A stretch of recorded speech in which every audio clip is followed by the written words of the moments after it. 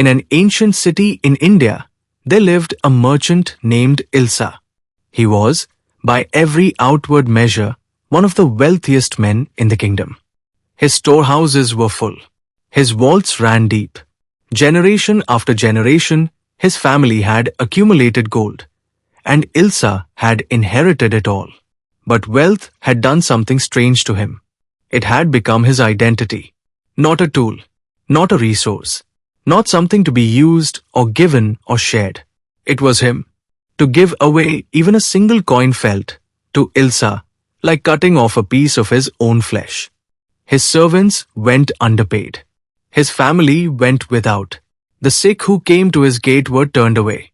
When the rains failed and famine spread through the city, Illīsa sat inside his home, eating alone, telling himself that what he had was his, and that no one had a right to it.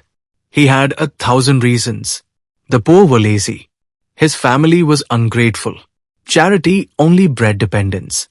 He had worked hard, or rather, his ancestors had, and he deserved to keep every grain of it. This is the voice of greed.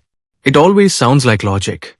The Buddha, in this story, was watching, and he taught his monks about Illīsa not with anger, not with condemnation, but with a kind of sorrow. Because the Buddha understood something that Illīsa did not. We think we are holding our possessions, but our possessions are holding us. Every refusal to give, every moment of clinging, every time we say mine and build walls around it, we are not protecting something. We are becoming something. We are laying down the patterns that will follow us beyond this life. Buddhism teaches that karma is not punishment handed down from above. It is the natural consequence of the shape of your mind.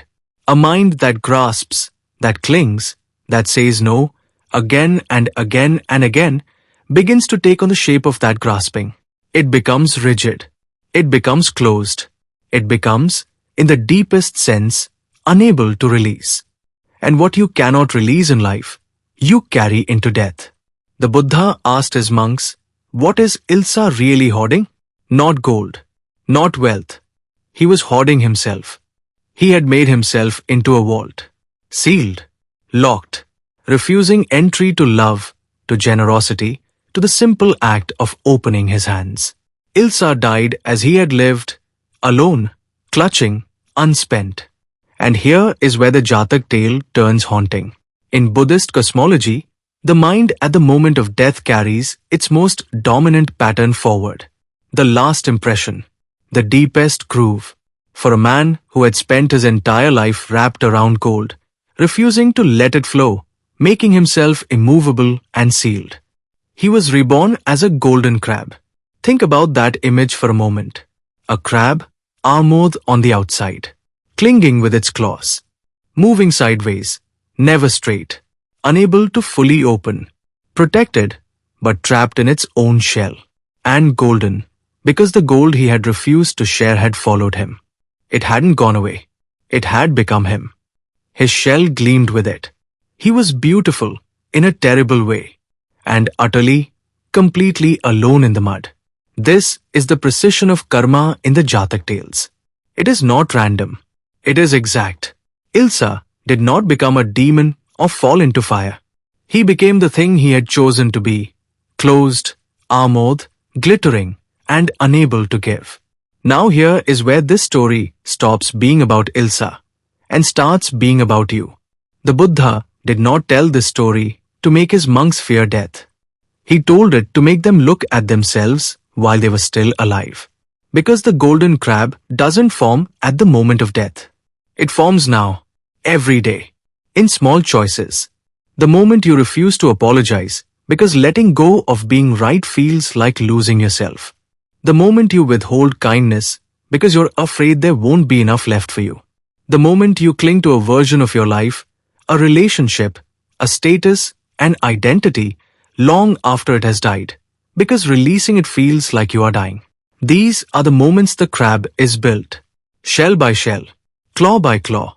Buddhism is not asking you to give away everything you own. It is asking a far more unsettling question. What are you holding that is quietly holding you?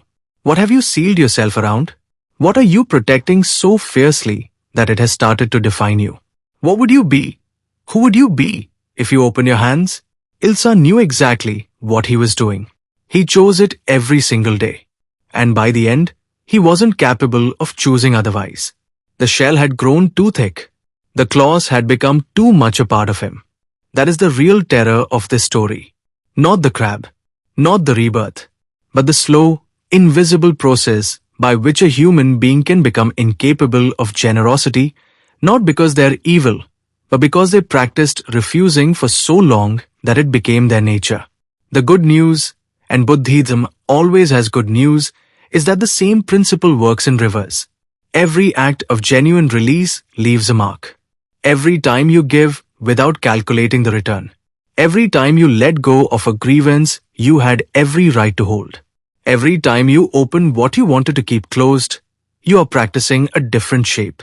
You are building a different self. The Buddha called this dna generosity, and he placed it first among all the virtues. Not because giving money is holy, but because the act of releasing trains the mind in its most essential task, learning that you do not have to hold on to survive. The open hand does not lose itself. It becomes itself. You are not your gold. You are not your armor. You are not the things you've accumulated or the identity you've built around them. You are the awareness that can choose, right now, in this moment, to open. Illīsa had everything, and he became a crab in the mud. The monks who, on almost nothing, they were free. The Buddha's invitation across every Jataka tale is the same: look at what you are becoming, not at the end. Now, today, in how you hold things, in what you refuse, in the shape your mind is taking with each passing year. Ask yourself the question every Buddhist teacher says you must ask. What am I refusing to let go of? And what is it slowly turning me into? The answer to that question may be the most important thing you ever discover. If this story moved something in you, sit with it. Don't rush past it. That discomfort you feel, that's not fear. That's the shell beginning to crack. And that is exactly where the light gets in.